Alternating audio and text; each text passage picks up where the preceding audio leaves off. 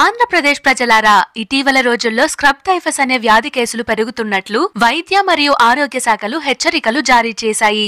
ఈ వ్యాధి అడవి గడ్డి, పొదలు, వ్యవసాయ భూములు, ఉమ్మడి పశువుల మైదానాల్లో ఉండే చిన్న చిగ్గర్ పురుగుల కాటు ద్వారా మనుషులకు చేరుతుంది. ప్రత్యేకంగా ప్రమాదంలో ఉన్నవారు రైతులు, వ్యవసాయ కూలీలు, అడవి దగ్గర నివసించే ప్రజలు, బయట ఎక్కువగా తిరిగే పిల్లలు. ఈ వ్యాధి ప్రధాన లక్షణాలు అకస్మాత్తుగా వచ్చే అధిక జ్వరం, అలసట మరియు శరీర నొప్పులు, తలనొప్పి మరియు గొంతు నొప్పి, చర్మంపై నల్లటి పుండ్లు లేదా మచ్చలు, అప్పుడప్పుడు శ్వాస తీసుకోవడంలో ఇబ్బంది. ఈ లక్షణాలు కనిపించినప్పుడు స్వయంగా మందులు తీసుకోవడం కాదు, అప్పటికప్పుడు సమీపంలోని వైద్యశాలను సంప్రదించడం చాలా ముఖ్యం.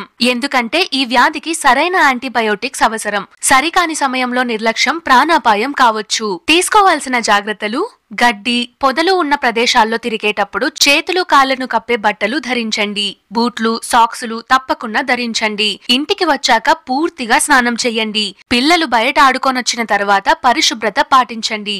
శరీరంపై పుండ్లు, ఎరుపు మచ్చలు ఉంటే నిర్లక్ష్యం చేయొద్దు. అనుమానాస్పద లక్షణాలున్న వారు తక్షణమే వైద్య పరీక్ష చేయించుకోండి. ఈ సమాచారాన్ని మీకు తెలిసిన వారికి కూడా షేర్ చేయండి. మన ఆరోగ్యం మన చేతుల్లోనే ఉంది. జాగ్రత్తగా ఉండండి, ఆరోగ్యంగా ఉండండి. మీకు ప్రజారోగ్య సమాచారాన్ని అందించింది లహన్ వోకల్స్.